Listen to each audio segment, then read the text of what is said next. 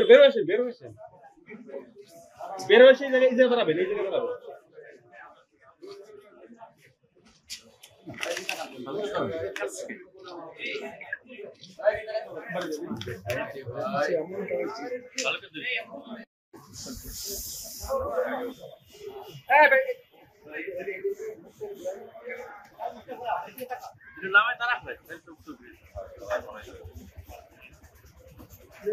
এই যে অপরাধী, এই অপরাধী ছিল খুব দুর্ধর্ষ প্রকৃতি। সে বিভিন্ন ধরনের অপরাধের সাথে সে ইতিপূর্বে জড়িত ছিল। আমরা তার পিসিপিআর দেখেছি যে ছোটবেলা থেকেই মোটামুটি সে অপরাধ কর্মকাণ্ডের সাথে জড়িত। কাজেই তাকে গ্রেপ্তার করতে আমাদের অনেক বেগ পেতে হয়েছে। সে তার লোকেশন ঘন ঘন তার অবস্থান পরিবর্তন করেছে, কোনো অবস্থানেই কিন্তু সে বেশি সময় থাকে নাই। অবশেষে আমরা গতকাল সন্ধ্যার সময় সেই দুজনকে আমরা গ্রেপ্তার করতে সক্ষম হই। একজনের নাম হলো শরীফুল ইসলাম ওরফে ডন শরীফ, আর একজনের নাম হলো রায়হান মোল্লা। আমরা যখন ঘটনা শুরু করি, ছায়া তদন্ত শুরু করি, তখন আমরা এক পর্যায়ে জানতে পারি যে তারা এই ছিনতাইয়ের সময় যে মোটরসাইকেলটা ব্যবহার করেছিল সেটা R15 মডেলের। আপনারা জানেন যে এটা অনেক দামি একটা মোটরসাইকেল। এই মোটরসাইকেলটি পাবনা থেকে সে গত মাসে চুরি করেছিল। চুরি কিভাবে করেছে? সে অনলাইনে যে বিভিন্ন আইটেম বেচা কেনা হয়, মোটরসাইকেল বেচা কেনা হয়, সে সেই বিজ্ঞাপন দেখে পাবনায় গিয়েছিল মোটরসাইকেল কেনার জন্য। কিন্তু সেই মোটরসাইকেলটা যখন সে ট্রায়াল দিচ্ছিল, ট্রায়াল দিয়ে সে মোটরসাইকেলটা নিয়ে চলে আসে ওইখান থেকে, আর তাকে ট্রেস করা যাচ্ছিল না। তারপর আমরা প্রযুক্তির সহায়তায় নিয়েছি, বিভিন্ন ধরনের টেকনিক আমরা স্ট্র্যাটেজি আমরা অ্যাপ্লাই করেছি, আমাদের ম্যানুয়াল সোর্স কাজ করেছে। তারপরে সে বিভিন্ন জায়গায় হয়েছে, চুয়াডাঙ্গা, কুষ্টিয়া, সে বিভিন্ন জায়গায় তার মুভমেন্ট করেছে। শেষ পর্যন্ত গতকাল আমরা গ্রেপ্তার করেছি। গ্রেপ্তার করার পরে আমরা তার কাছ থেকে কিছু আইটেম আমরা পেয়েছি। ছিনতাইকারী ব্যবহৃত আপনার একটা খেলনা পিস্তল, একদম অরিজিনাল পিস্তলের মতোই দেখতে, আপনারা যদি দেখেন এইখানে আছে, ছবিতে আছে, আপনারা দেখতে পাচ্ছেন। তারপরে আপনার সুইচ গিয়ার, চাকু এবং ছিনতাই কাজে ব্যবহৃত আরো অন্যান্য যে দেশীয় সরঞ্জাম, সেগুলো তার কাছ থেকে উদ্ধার করা হয়েছে। এবং তাকে জিজ্ঞাসাবাদ করে যে মোটর সাইকেলটি কোথায় আছে, তারপরে সে মোটর সাইকেলের তথ্য আমাদের কাছে দেয় যে এটা খুলনাতে আছে। তার দেওয়া তথ্য মতে আমরা খুলনা থেকে সেই মোটর সাইকেলটি 0 পয়েন্ট এলাকার আশপাশ এলাকা থেকে আমরা মোটর সাইকেল উদ্ধার করেছি। আপনারা দেখবেন যে মোটর সাইকেলটি বাইরে স্থির অবস্থায় আছে। আর গতকাল আমরা তাদেরকে যখন গ্রেফতার করি, তখন তার যে ব্যবহৃত ওই সময় যে মোটর সাইকেল ছিল, পালসার মোটর সাইকেলটি, সেই মোটর সাইকেলটিরও সঠিক কাগজপত্র সে দেখাতে পারে নাই। আমরা ধারণা করছি এটাও কোনো না কোনো জায়গা থেকে হয়তোবা নেয়া, আমরা সেটার হয়তোবা তথ্য পেয়ে যাব। আর তার কাছে গতকাল যখন আমরা গ্রেফতার হই, তার কাছে আমরা কিছু গাঁজাও আমরা পেয়েছি।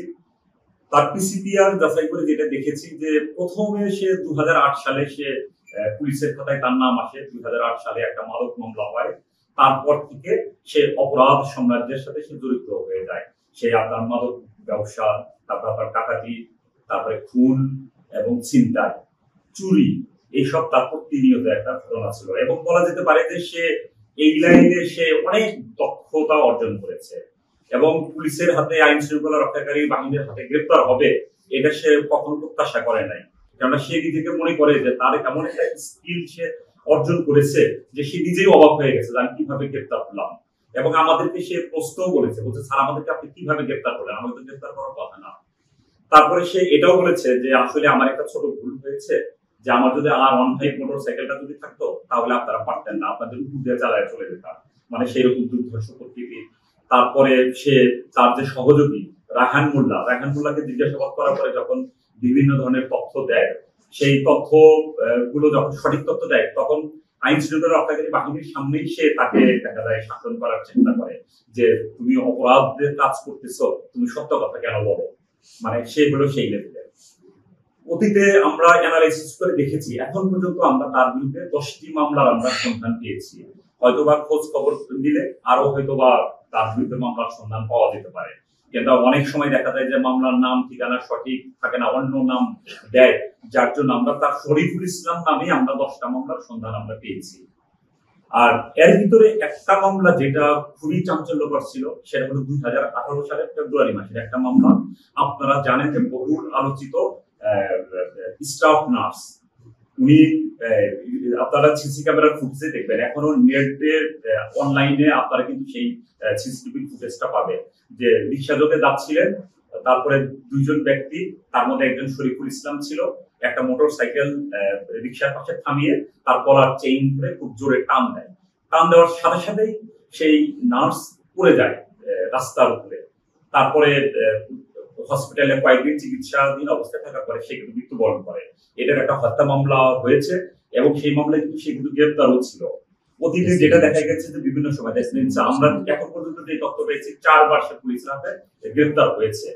তাকে জিজ্ঞাসাবাদে আমাদের যে ধারণাটা হচ্ছে যে সে আসলে অনেক অপরাধ কাজ করেছে, তার যেহেতু সে অনেক স্ট্র্যাটেজি ফলো করে, সে অনেক এক্সপার্ট এই লাইনে, সে দেখা গেছে যে টাইমটা সে বেছে নেয়। দেখেন তার টাইমিংটা হলো খুব ভোরবেলা, যখন মানুষ রাস্তাঘাটে বেশি মানুষ থাকে না, তখন যদি কোনো একটা নির্জন জায়গায় কোনো একজন ব্যক্তিকে টার্গেটকে যদি দেখে, তাহলে সে দেখা যাচ্ছে যে ওইখানে সুযোগ নেওয়ার চেষ্টা করবে, ওইখানে ছিনতাই করবে বা একটা দস্যুতা করবে সে, অথবা আপনার সন্ধ্যার সময় এইরকম একটা টাইমে করবে। একদিকে হলো সময়, আর একটা হলো প্লেস, আর একটা হলো নিজের অপরাধ করে এসকেপ করা, নিজের পরিচয় লুকিয়ে রেখে ওইখান থেকে পালিয়ে যাওয়ার যে বিষয়গুলো, সেইটা সে খুব ভালোভাবেই জানে। কাজেই এই অপরাধীকে আমরা গ্রেপ্তার করেছি। আপনারা দেখতে পাচ্ছেন যে বাইরে 2টা মোটরসাইকেল আছে, একটা পালসার মোটরসাইকেল আর একটা R15 মোটরসাইকেল। এই সিসি ক্যামেরার ফুটেজ আপনাদের বিভিন্ন মিডিয়ায় সেটা প্রচার হয়েছে, দেশের জাতীয় যে মিডিয়াগুলো আছে সেই মিডিয়াতে প্রচার হয়েছে। এটা প্রচার হওয়ার পরে জনগণের মধ্যে একটা আতঙ্ক একটা তৈরি হয়েছিল। তাকে গ্রেপ্তার করার পর থেকে ইনশাল্লাহ আমরা মনে করি যে সেই আতঙ্কটা অনেকটাই লাঘব হবে। যখন আপনাদের মাধ্যমে নিউজটা যখন প্রচার হবে,